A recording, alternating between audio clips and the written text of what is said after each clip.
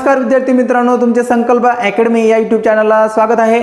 मित्रांनो, मी तुमच्यासाठी आज एकदम सोपी ट्रिक घेऊन आलेलो आहे। कंदामध्ये वर्गमूळ कसं काढायचं मी तुम्हाला सांगणार आहे।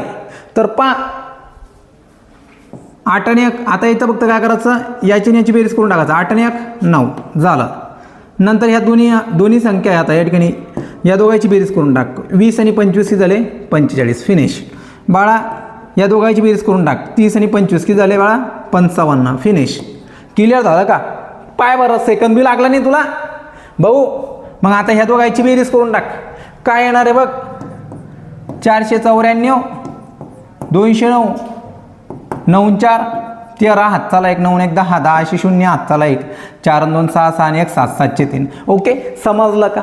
ठीक आहे, किती सोपं आहे पाय बरं। नंतर काय करणार आहे शेवटचं बघ, 8 ह्याचा गट पाडला बघा 3 3 चा काय येणार इथं 8 आणि 1 9 9 0 9 आता 9 0 9 झालं बाळांनो सेकंदामध्ये उत्तर। ठीक आहे, समजली ट्रिक।